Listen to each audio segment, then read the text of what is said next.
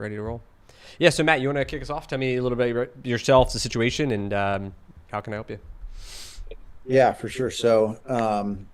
I work in enterprise software sales. I've been in sales for 8 years, mostly in Okay. software. Did 1 year in the medical space, um, but you I minored in entrepreneurship in college, and even from the time that I graduated, I kind of set some money aside every month coming out of my paycheck to start a business, but no grand ideas. And a couple years ago, I heard about entrepreneurship through acquisition, and very much caught my attention. So I was planning on going back to school, but decided not to for a couple of reasons, mainly life timing and just kind of wanting to get into the arena sooner. And then some family capital becoming available that I didn't know was essentially going to be coming my way. And it's strictly for the purpose of buying and acquiring a business. Okay.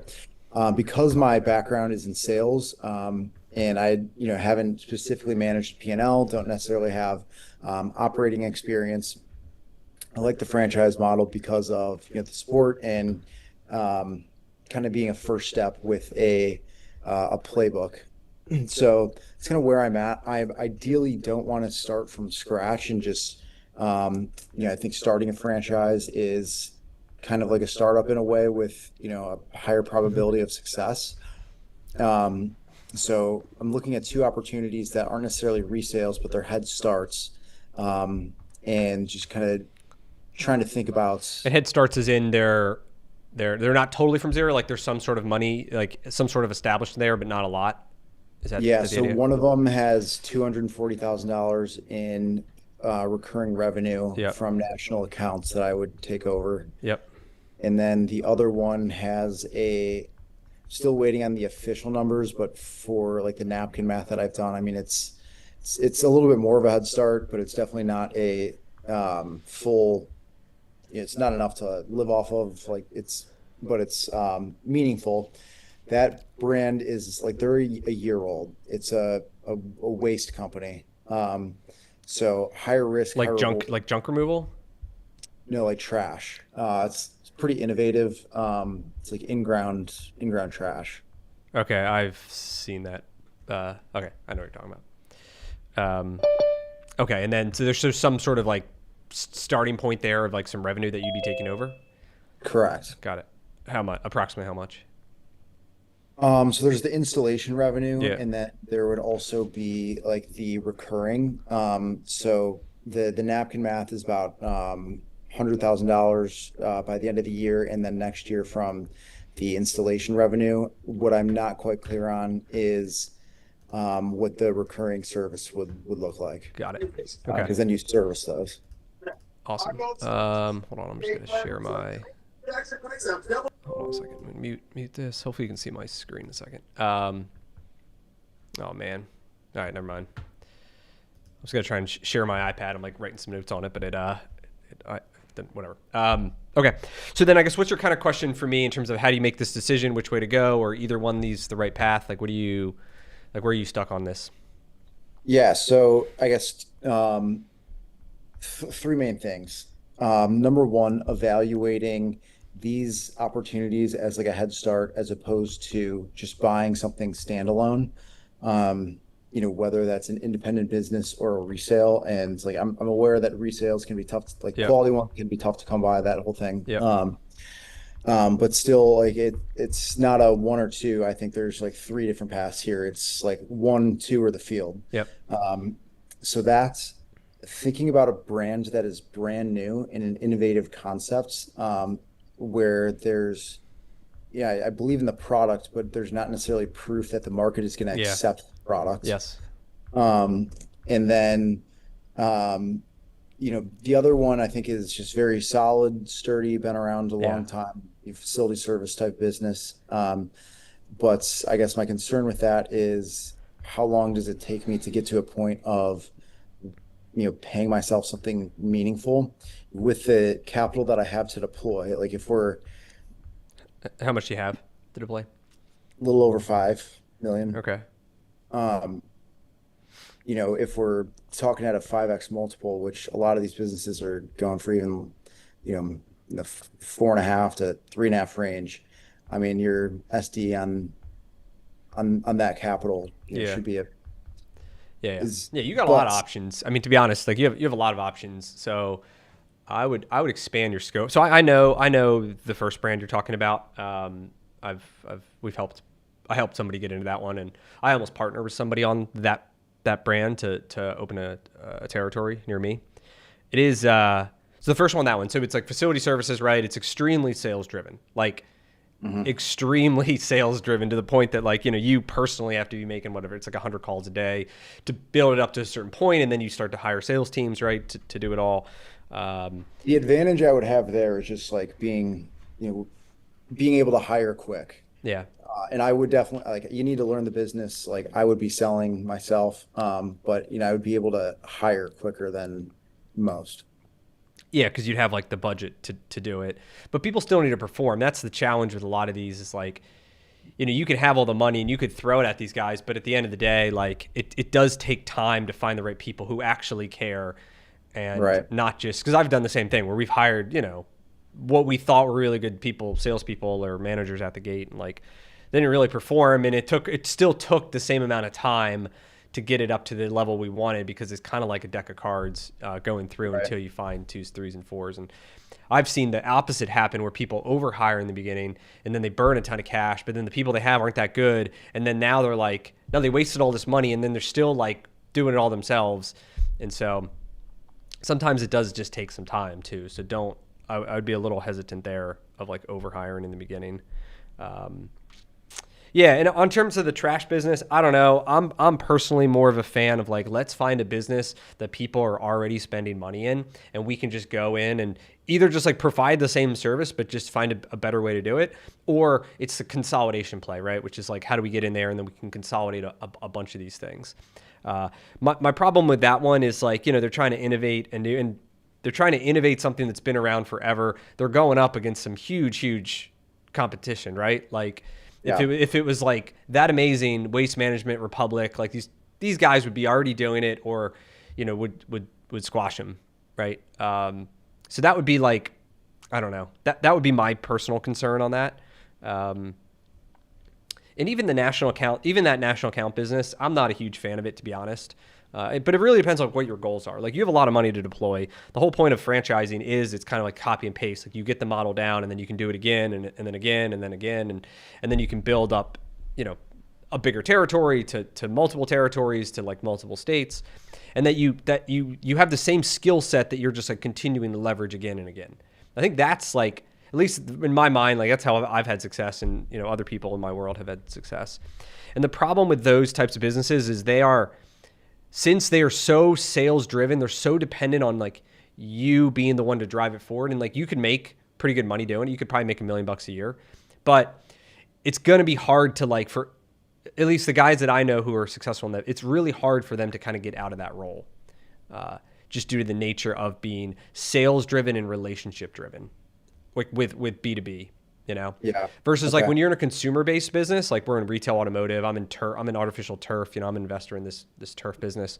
Like, it's not like, oh, I need to talk to Brian because I have a relationship with Brian. Nobody knows I even own the place, right? And then that allows you to have different faces, different people. You can have turnover. Like, it doesn't really matter. But when it's like B2B and we're talking big contracts and it's relationship and you sell kind of a commodity, like the new guy comes in, doesn't know you, doesn't care, brings in the guy he had a relationship with.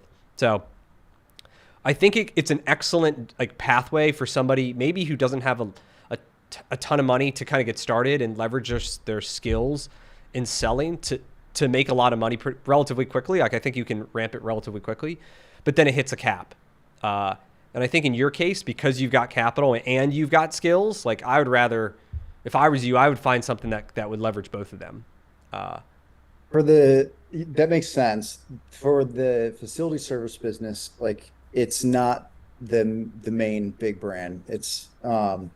And I see a larger scale opportunity because I can do the whole Chicago markets, yeah. as opposed to just like a singular territory. And there's additional markets to to expand into. And then, if you can get out of that business, you can, I mean, I see it as three ways to grow: either organically acquiring more territory, like say going into Northwest Indiana, Southwest Michigan, up to Wisconsin, or, it can serve as a platform while you're referring out all these services. Now, if you're referring out a lot of painting or, whatever else it might be, you can either go start or acquire one of those businesses, and that becomes a platform for broader services.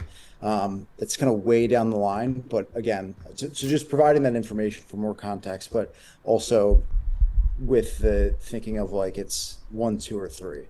Got it. Yeah. I mean, I get the appeal. I can see it, but just from like an execution, it's really hard to execute that, just from my experience and other people that I know in that business specifically. It's just it's just so relationship based, and that's the hard part.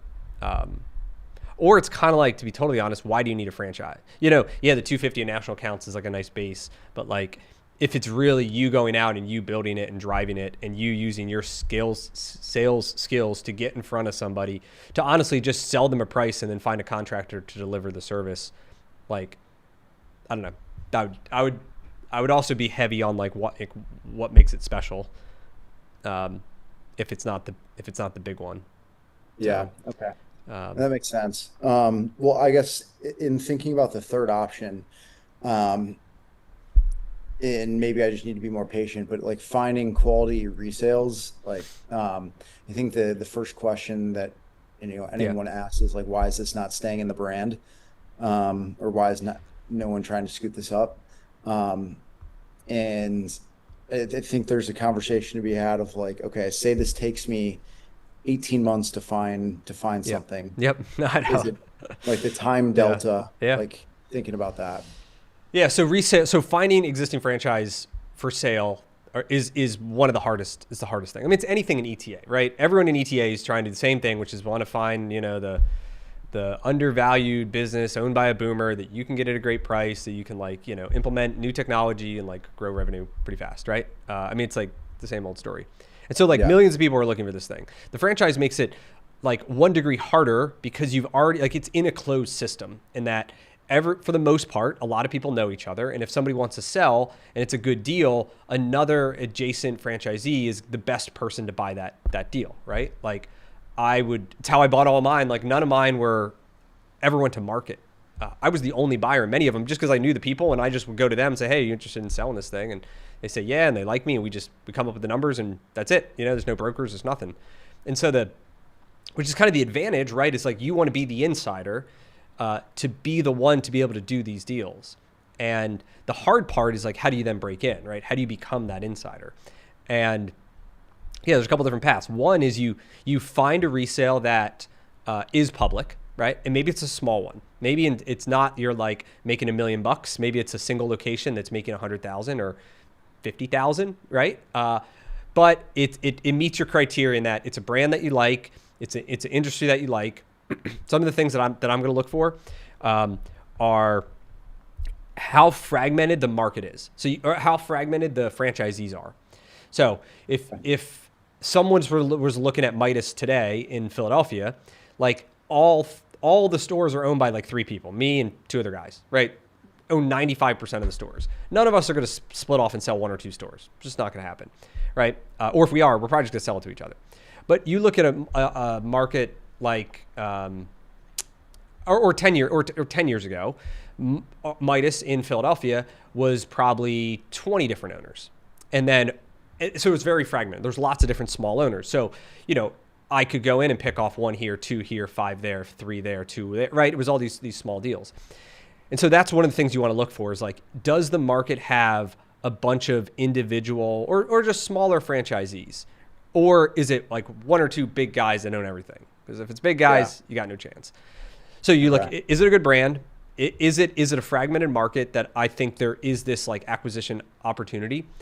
And then you figure out, well, why does nobody want this? Maybe it's just a poor performing like location. Could be one option, right? That like the market itself is terrible. You could be the best operator in the world, but you just can't make it work at this site for whatever reason. Like you obviously want to avoid that.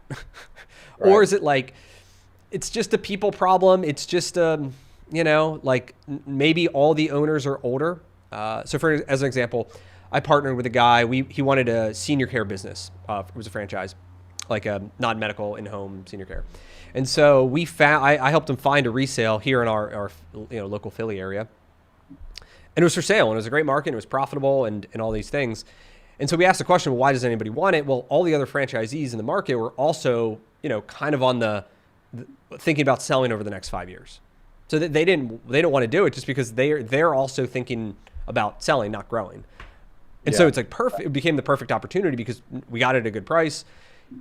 Relationships have now been built with the other ones, and so when they're ready to sell, like guess who's now going to, hopefully be the only buyer on them. Yeah. So that is one way. It's like you don't go big to find out I want this big thing, but can you find a smaller opportunity that gets your foot in the door, and then you play the game because you're a mentor, you're a member of the country club to start the roll up process. To like, all right, let me go. Like, hey, let me figure out if I even like this business. Let me like get this thing turned around and making money, and maybe you take it from $50,000 a year to $150K, or whatever. Like nothing crazy, but like, all right, you kind of got it down. And then you find out who are the other poor performers in the market, and you just start. I mean, this is what I did at least. Then I just start working my way up, trying to buy, from the bottom to the top. Do you think so? I think with the facility service business, that's how the brand is structured. It's a lot of people that have been in it a long time, and that they're really just kind of working a job in a way, like that. Yeah. Hired. It's that. So that's the way that I view that business. But do you think that that's possible, or is that going to be pretty difficult in a business like that? Because it's so Yeah, I think it's going to be stale. just hard. I don't know.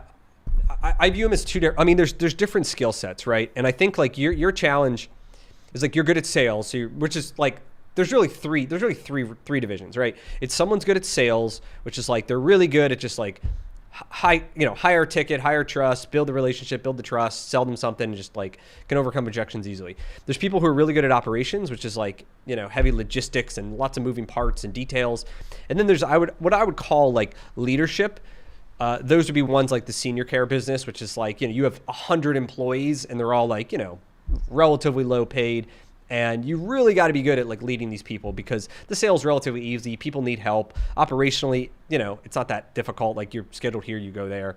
It's the dealing with all the people. So staffing agencies, that I would say even fast food in a lot of ways is heavy based on those things. So like if you're clearly in the sales bucket, there's still a lot of like B2C stuff that you can do. You were in B2B before? Yeah, whole career's been Yeah. big. So B2B guys, from my experience, and I've helped a bunch of people find these things. So like this is from experience here. It's pretty easy for the B2B guys to stay B2B or go to B2C. It's almost impossible for like the B2C guys to go up to B2B.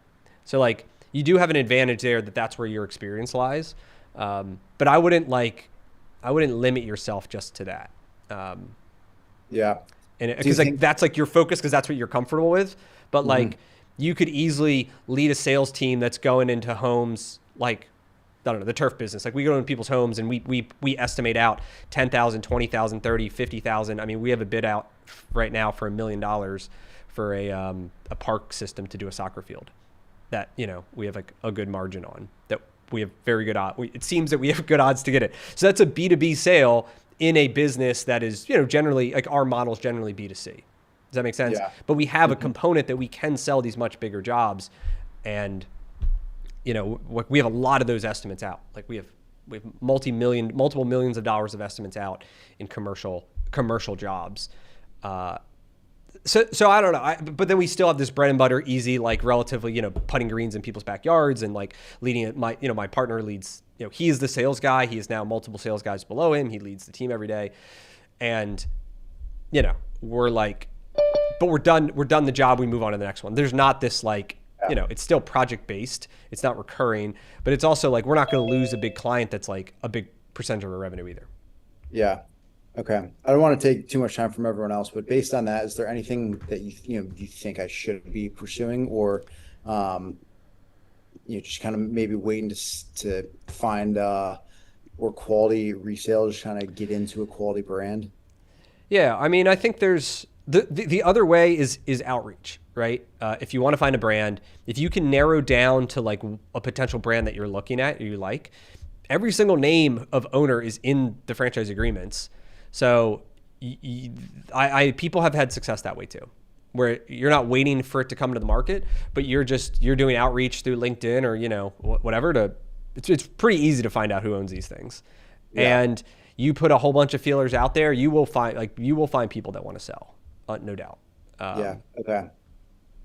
Yeah, not a bad idea. That's how I've connected with a lot of like the franchisees that like haven't been referred to me as part of the due diligence. Like they're easy to dig up, and most will talk to you, I've found. Yeah. So, and ultimately, it depends on your goal. Like at the end of the day, it's like how much money do you want to make, and do you see a path within the thing you're at? So if you're saying, hey, I don't know how much money you want to make, but if you want to make $1 million, it's like, all right, and the business has a 10% net margin, right? You need $10 million in revenue, and then it's like, all right, well, what? Like realistically, how big do I need my business to be to get 10 million in revenue? If the average location, quote unquote, is $1 million, right? It's like, all right, I need 10 of these things. And then it's like, all right, well, what does that look like? If you can get them to 2 million, you only need 5, right? And so sometimes it's like backing into like, how much do you want to make? It's quasi like, what do you want your lifestyle to be? And it's like, for me, I'd rather have a bunch of multiple locations because it's more defensible. So not any single one can like, make us or break us. And then that it provides us enough income that we can have a management layer. So like I'm not the one directly dealing with like, lower level issues, and it gives me more freedom and stuff. And then from there you ratchet it up to be like, all right, well, how big does this thing need to be? Yeah. Okay. No, that's very helpful. And so for your territory based business, it's like, obviously it can vary a lot. It's not like unit based. It's more of, what do you think how much do you think you can sell? Obviously, your margins are going to be lower, lower than 10%, but they're higher dollars. And then, it's much easier, from my experience in a lot of the things I see, to get really big and really good at one thing versus like being this idea of, I'm going to like sell these services, and then then we're going to like, if painting works, we're going to like start a painting company. Or I'm going to like partner with a painting company. And now I'm going to do handyman work. Now I'm doing pest control. Now I'm doing this, and that. And like, now you're like so diluted between all these different operating businesses that it kind of defeats the purpose of like, just get good at like one thing. And then you just, do that over and over and over and over again. Yeah. Okay. So that makes sense. Cool. No, that was very helpful. I really appreciate it. And, and I got your email if there's, if I come across anything, I'm happy to share it. And I do have some people that can help. If you wanted to look at anything new, I have some people that can help you with that too. So okay, yeah, I'm staying away from anything like brand new, right? Unless there's like some sort of immediate scale story behind it. But otherwise, like I just think there's a timing thing here of like time to income. Evaluating that against a resale or standalone. How many months, and then how much? Just like ballpark. As far as like to say like, all right, I would need to be making 5,000 or 10,000 within X amount of months. Like within, I mean, at minimum within like 18 to 24 months, like okay. 200. Okay. I mean, that's not. I can go 2 years without paying myself. That's not unreasonable though for a startup. Like like there's a huge range, right? So there's nothing's guaranteed, but like there are many people that will make that, if not more, in a shorter amount of time. Like it's not ideal, but that's. Just like part of it is like you think like 200, but really how you operate is month to month. So it's like, all right, I need to be making $18,000 a month or whatever that number is, right? By it's less $16,000 a month, and then it's so you think of it more of a monthly number than an annual number. And then there's usually a ramp up period where it's not like 0 and then the number, but it's more like, all right, maybe it's 3 months. And then maybe, hey, I can take a 3K distribution or whatever. And then maybe then it's a 5K, and then maybe it's 6, and maybe you're stuck at 6 or 7 for a while. And then it's at 8, 9, 10, or you win a big project that you make like 30 grand on in a month and you take 20 of it, right? So that's kind of how that is more realistic in how it works, where it's going to be lumpy until it's like, not as lumpy. Right. Okay. That makes sense. But you would, I mean, it's not like you're some guys be like, all right, I got to make that like immediately or within 6 months. I want to replace it. that's going to be a way harder. But if that's like a decent runway to have. I'm sorry, I think you have more options than, and if you're good at sales, like that, it shouldn't be a problem. Yeah. Yeah. Okay. So That makes sense. I think looking at the lower level entry points that, can pay myself something like makes sense. To at least explore. I have been. I just haven't found anything quality yet. But I mean, there's also kind of patience. I'm not super like geographically flexible. There's like 3 cities I would consider. But like ideally stay in Chicago, which is a little bit more limiting. But yeah, very, Yep. very helpful. Cool. Oh, awesome. It was nice meeting you. Cool. Carlos, you want to go? Do you have a question? Hey everyone. Can you hear me? Yeah. Oh, yeah.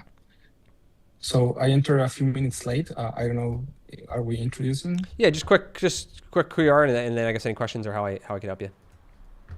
Cool. Well, I'm Carlos. I'm from Chile in South America. Um, yeah, I'm joining because I'm interested in starting a seller side consulting firm to help small merchants, medium merchants, small businesses, medium businesses to be sold. From the first 3 categories that you were mentioning, Brian, I love operations and I have experience at leadership. I have low to none experience in B2B sales.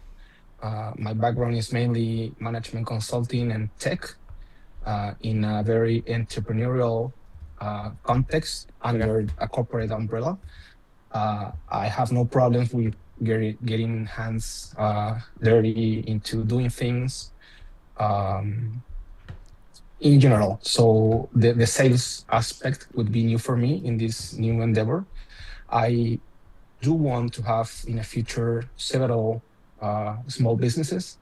I'm considering, I don't know, dog grooming, dark kitchens, warehousing. I love operations. I really like that attention to detail in small Okay. processes.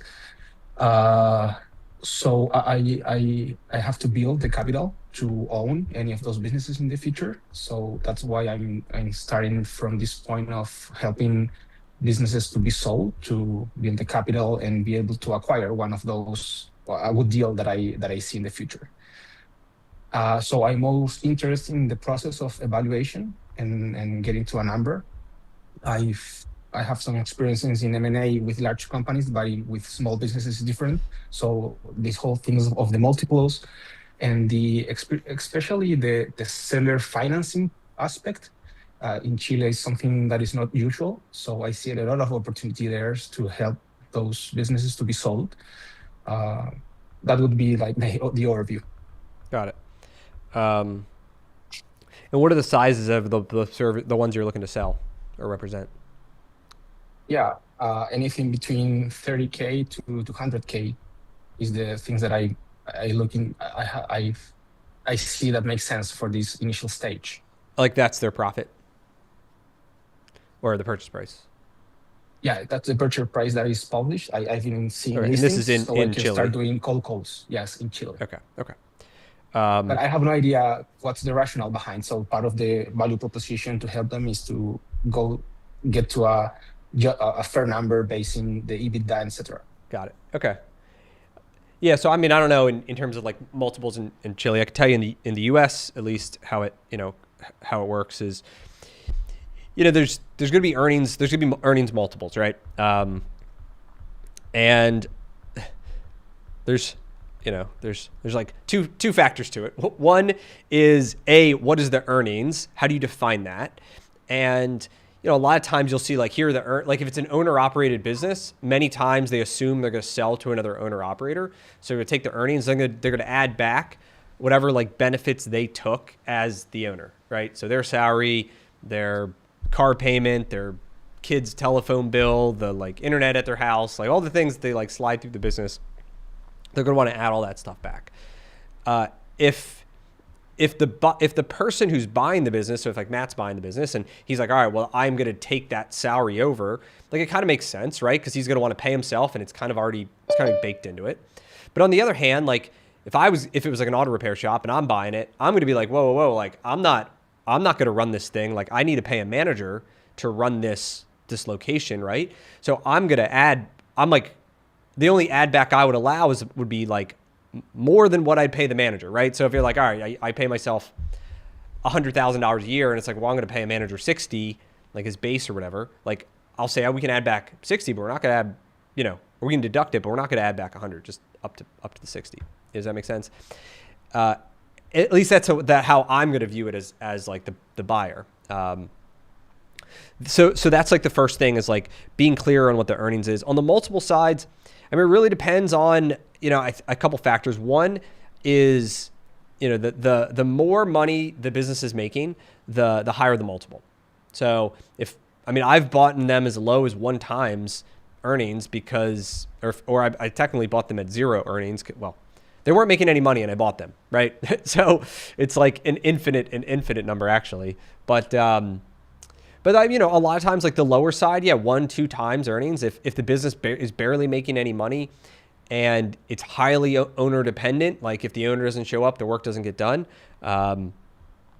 Those are going to be much lower than, someone who has a business where there's a manager in place, right? And the owner could show up or not, and it continues to run. If you have multiple locations that are going to have, that more defensible model, if you have layers of management in between the owners and like the people where the owner could replace and, the thing keeps cruising along, all of that is going to help increase it. Now here in the US, like maybe on the low side, it's like, 2 times, 2.5 times. On the high side, 5 times for, profit, that earnings, whatever you deem to be the right earnings. So,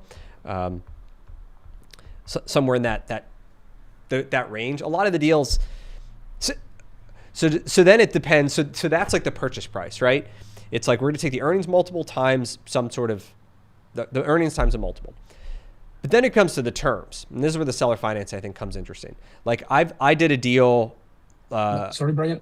Ultimately, the multiples are standard in the industry, right? You can look at comparable deals. 2 to 5, something in the 2 to 5. It's all going to depend kind of on that owner dependency and the size. So just think the more income and the less owner dependency, the higher the multiple, and reversed.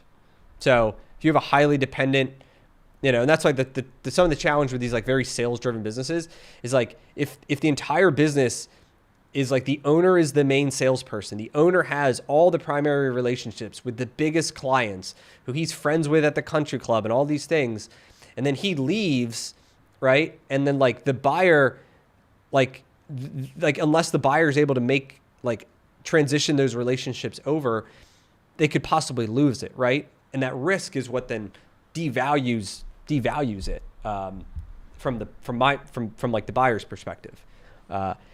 If you have high customer concentration, high owner dependency, in that case relationship business, because the owner produces much of the results.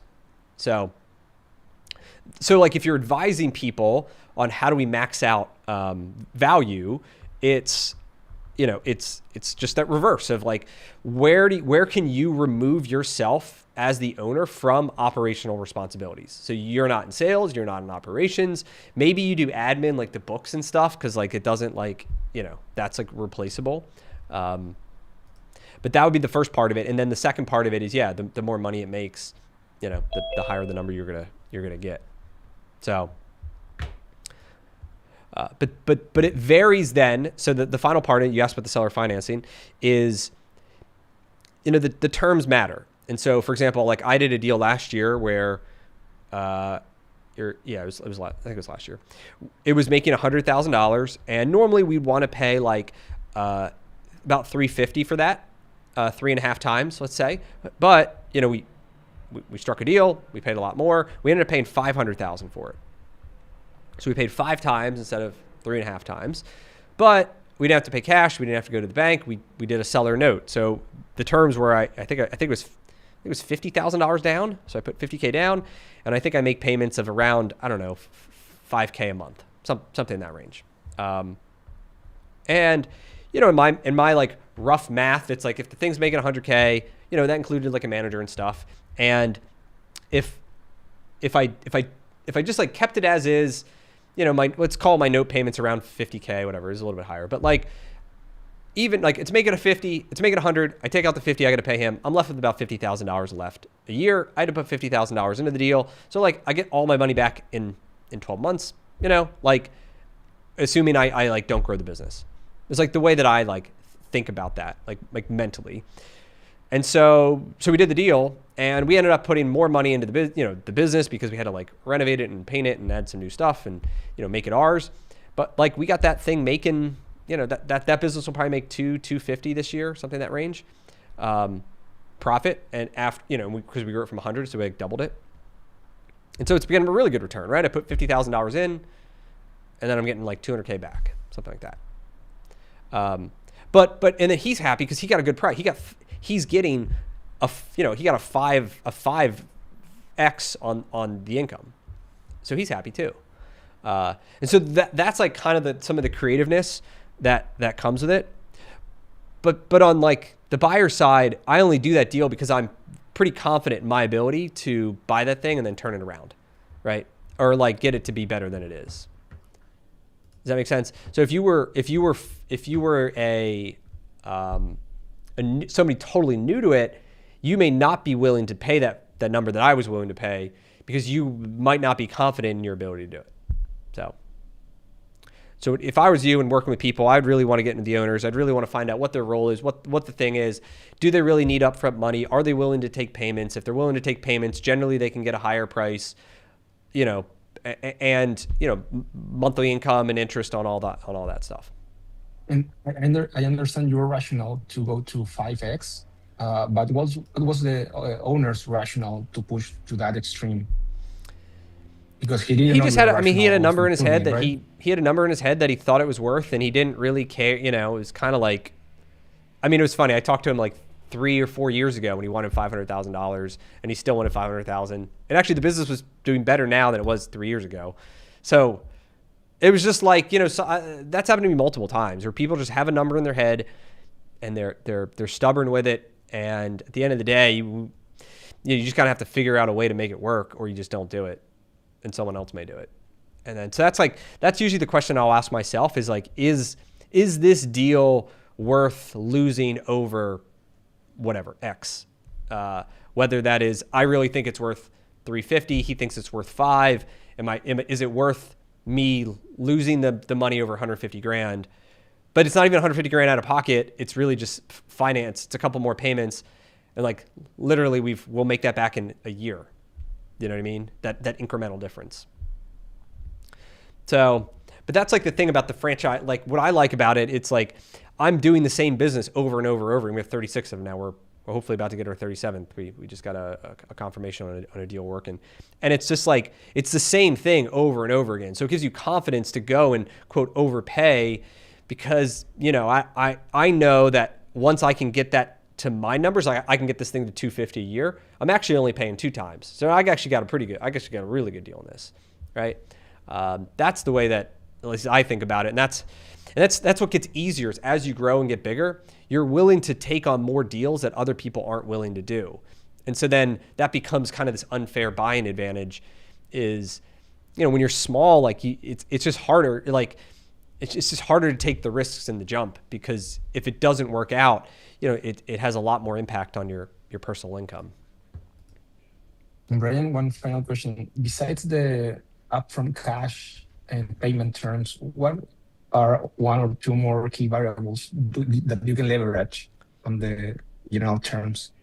On the terms that we would negotiate? Yeah, to make a deal happen. I mean, we did one that was it was like they had like a kicker at the end. It was like we were stuck on like, it was a small, this was years ago, this was 2017, but it was I think it was $10,000 or $20,000.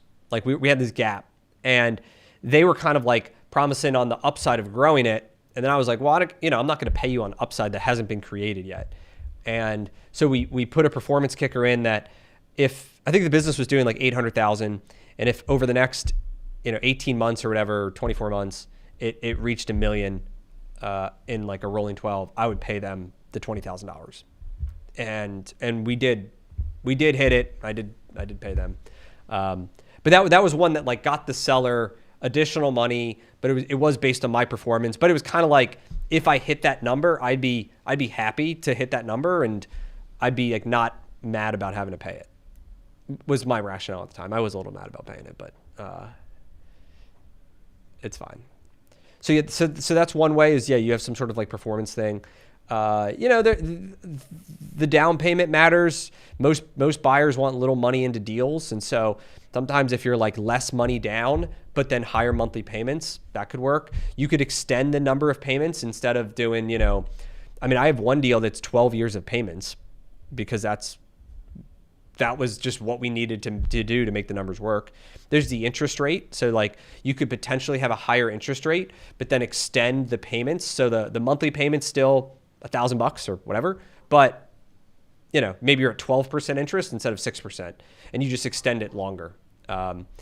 So those are generally the levers you can pull, because you have the debt component. So you can play with it a bunch of different ways.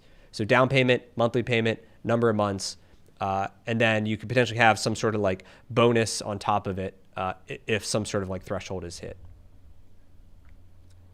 And what do you put that as a collateral, is it called? How do you make them trust you that you're going to do those payments, and what do you offer? Yeah. So like in the US at least, and all the deals that I do, the seller is going to have all the same collateral as like a bank would have for the most part. So they're going to have like the assets of the business. So in our case, the assets that I'm buying, the auto, equipment, right? They're gonna have those assets.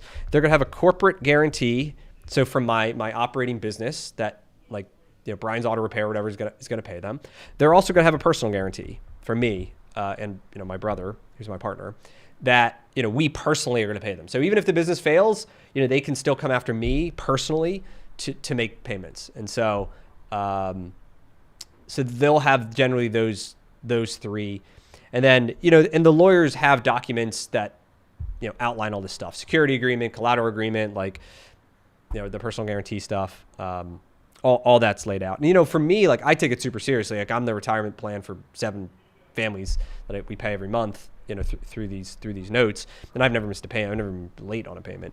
And so, because also because it's a franchise, reputation really matters. And like, I'm not going to ruin my reputation. So like I would take less money, I would take the hit and make sure they get paid to ensure it's all good. So that would be so good lawyers on both sides really, is at the end of the day, they have to draw these up, but they still have to trust them. So like, even if you have all the documents, if you think someone's going to screw you or not pay you, like you wouldn't want to deal with that headache. It just wouldn't be worth the juice, right? To have to chase somebody, and then you had to like, even if you got the business back and it's in shambles, like nobody who's selling their business wants to go down that route. So I would for your sellers, it's important that they trust the buyers, and it's the buyer's job to establish trust with the sellers through, in-person meetings, through really trying to understand what their goals are, to really get to know them as like a person. So, all right, hopefully that's helpful. Super, thank you. Awesome. Cool. I think Charles, you were next. All right. Thank you very much, Brian, for putting this session together. I did send a question, but I just provide a bit background as to my person. Okay. So I've been in finance and strategy all my life in the corporate. So I'm looking to go into the home services business. I've started the process of acquiring a small business, a holiday lighting business. Okay. I don't know if you're familiar with that kind of business, a small one, but that's just since it's seasonal, I'm looking for something something bigger, something that I can really call a full-time a business, as it were. Okay. So I had initially thought of businesses around junk remover, snow remover, and then commercial cleaning. Yep. But on the second thought, I was just thinking that I could probably do better if I go into franchising. I've spoken with a few franchise brands, some in the HVAC area Yep. business, I mean plumbing. I'm not certified in those areas, but that will mean I'll probably need to get a qualifier or somebody that's certified in that area as a partner or as a manager. So I'm just kind of caught in between what to do, and that's why I thought of speaking to you, Sure. whether it makes sense to go into franchising, or whether it's better for me to try to build the other businesses, that is the junk remover, the snow remover, the pressure washing, and then the commercial cleaning from ground up. Got it. How much do you have to invest into any business? I have as much as 200,000 to 250,000 to put Okay. into any. Yeah, I mean that's a good base. And would you be like full time into the business? Yes, full time. I'll be full time in it, yeah. Okay. Because I'm looking to replace my 9 to 5. So you would get into the business and you'd quit your job and you'd be all in on this thing. Yes, that's Okay. it. Yeah. Good. That's the way to go. I think it's really hard to build like a service-based business and have a full-time job and just distract somewhere else. Some people do it, but like a lot of people struggle with it. So I think the more committed you are to go all in on it, the more success, the odds are in your favor. Okay. What do you like? So on one hand, you're saying like you would start up like a junk removal, a power washing, a pressure, like that kind of thing. Yeah. Because it's like, hey, I'm going to go buy a junk truck, hire some guys, do some Facebook ads, generate some interest, right, and build it. Okay. And the other version is like, I'm going to buy a territory of some home service-based business. That's correct. What do you like? I guess. What do you like about the franchise route versus like the independent route? Yeah, the franchise option I'm looking at is kind of specialized, right? With with a very high kind of the barrier entry. The barrier to entry is a bit high, Yeah. right? Or the entry barrier, Yeah. I should put it that way, is quite high. So if I'm looking at things like HVAC, if I'm looking at some of the plumbing, if I'm looking at maybe restoration, the barrier to entry is a bit high. So Yep. it's not for every Tom, Dick, and Harry to get into, right? The fact that a franchise arrangement gives me a platform that's already built, and then a system that's already functional over the years, right? It's easy to just go by the playbook. But the thing is that it comes at a higher cost. You have to pay franchise fee. Yep. You have to pay royalty continually, and if you need to expand, you need to pay more territory fee and pay more royalty and more contribution to the fund as you grow. So that's the limitation with franchise. Other than that, you're able to build on the expertise, the system, the process already built and has been successful over the years by the franchisor. So, by the advantage of building mine from ground up is that I can grow to any territory, grow to any length without having to depend on territory availability from any franchisor. And but the problem is that also has its own constraints. So, looking at businesses like junk remover, business like snow remover, business like pressure washing, you'll see a whole lot of people going to it because the barrier to Yep. entry is very low. Yep. So yeah, so those are the considerations, or the concerns that I have. In like 3 years from now, what would be like 10 out of 10 scenario? Like how much money you're making? What does your life look like? Yeah, in 3 years from now, I should be making nothing less than 300 to 400,000. That's net after all. Yeah. Costs and all fees have been paid. Yeah. Okay. And yeah, I would say, and then lifestyle. Like, are you still like in the business running it? Like, or do you want to like build management layers, have some more freedom? Yes, as the business grows, of course, I need to put managers so that I have more freedom. Because, like I said, I'm more of a finance strategy person, right? So I'm good at leadership. So that's what I'm looking at doing. So as the business grows to a level where I can bring in managers to run the different parts of the business, of course, I'll definitely do Yep. that. So in a year or two, I should be looking at that. In your skills, do you think you're really good at like sales, operations? Do you like setting up marketing, setting up the business plan, like doing all the like creation stuff? Or do you think you're better more at like operations execution stuff? I'm not very good at sales. That's one. I've not really done sales except for a very brief Okay. period when I did That's a fine. bit of business development for a telecoms company. That was a very short period in my career. But I'm not a sales person. So I'm more of operations and more of admin, But people, but leadership. creation, like, do you want to go out and create the website and create the marketing plan and create all the assets every month?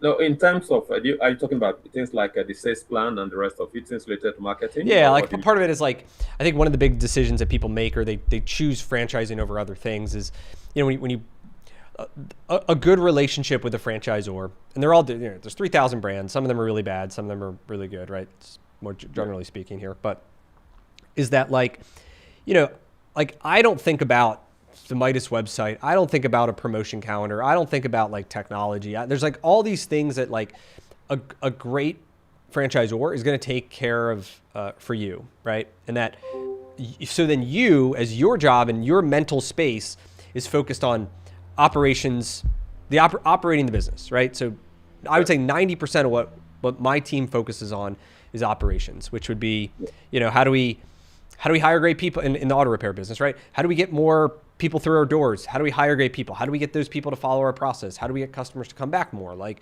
it's like the actual running of the business is the 80% that we focus on.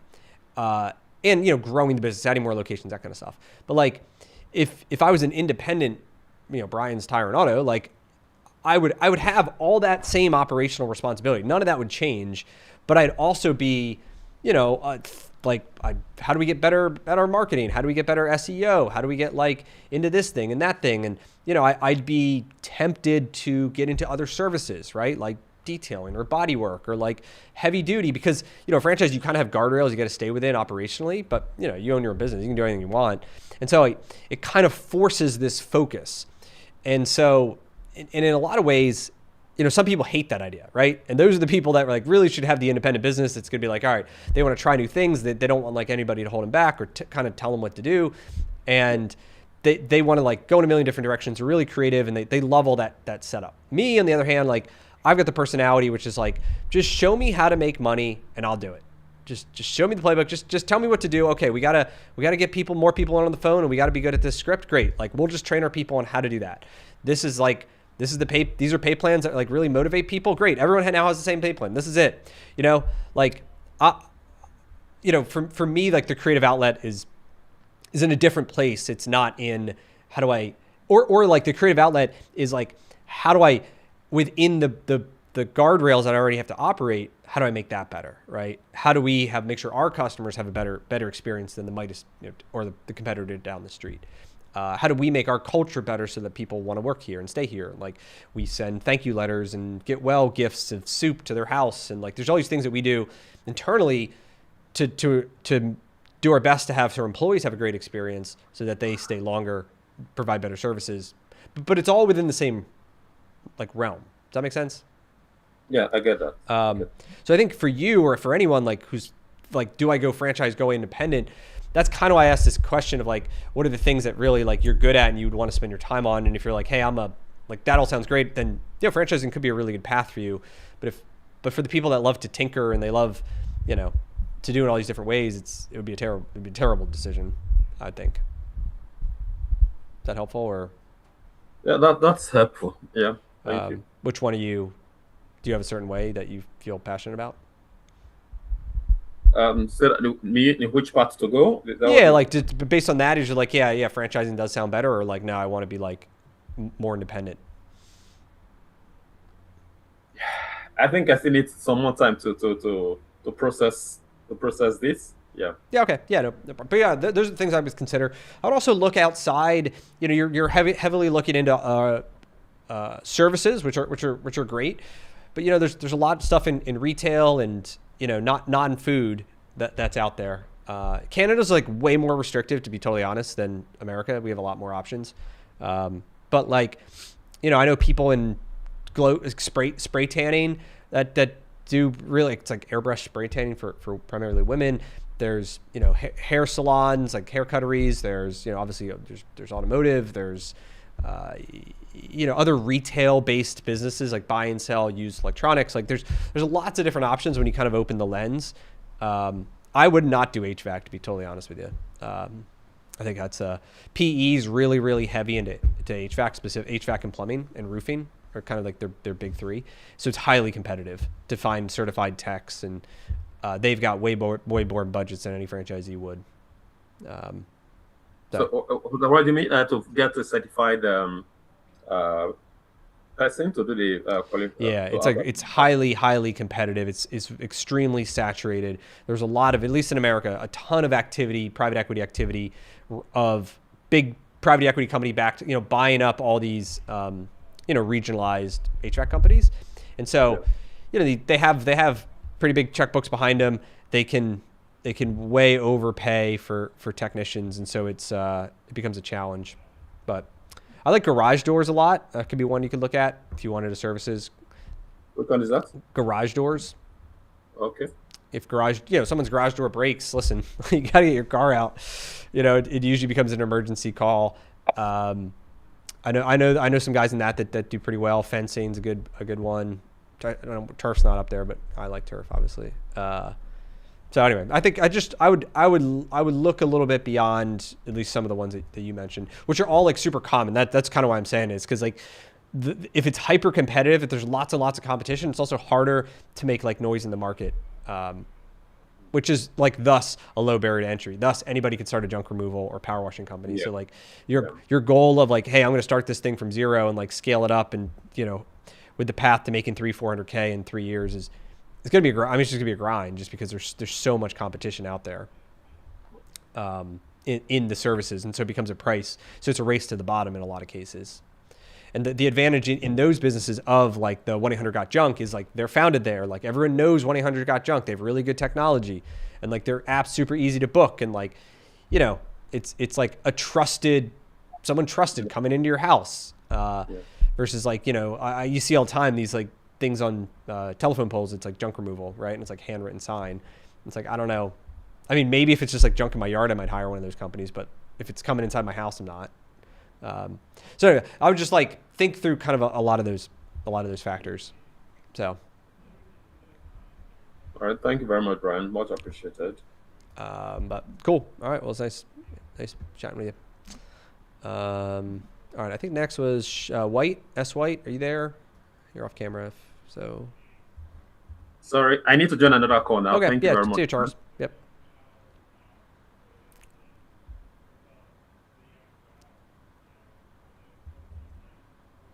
Sean White. Sean. I don't know if your name's Sean, but.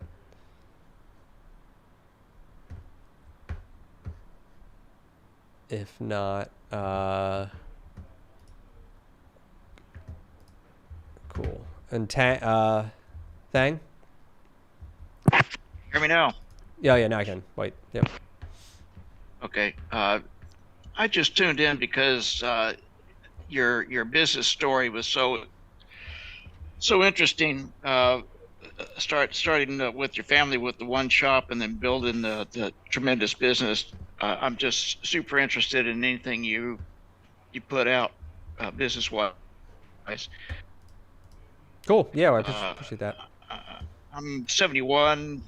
I'm 71 years old. I have worked automotive, but I'm in the training business now for aviation. I want to continue working because I just love working. But honestly, you're building your business, which is super exciting to hear about. Yeah, well, yeah, I appreciate that. And I think, my goal in sharing all this is that to be kind of a pathway for other people to do the same. I mean, I'm, I don't think of myself as anything special, but it's just a matter of like having the right mindset and like approach, and just continuing to believe in yourself and believe that anything is possible. You look, I've been in rooms with some very successful people, and I look, it's like I idol them, and then I'm like, wait a minute, these people aren't like any different than me, right? They just like, they set really big goals, they take action, they believe in themselves, and great things happen. So that is my goal, and helping as many people as I can. So I appreciate that. That's awesome. Well, that's why I'm tuning in. Awesome. Anybody that's successful and built something from basically scratch to you said 36 operations. Yep. That's genius. Awesome. So thanks for letting people just tune in and listen. Yeah, awesome. I'm always looking for ideas and inspiration. So thank you. Cool. Awesome. Thanks for being here. Cool. And Is it Thang? Tang?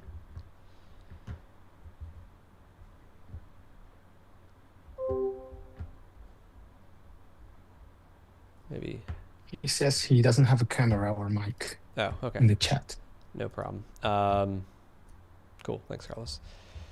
Awesome. Cool. That'll be it for today then. It's 2 o'clock anyhow, so I should probably get back to work. But cool. It was good to see everyone, and yeah, we'll do this again. Cheers. Thank you. See you later. Recordings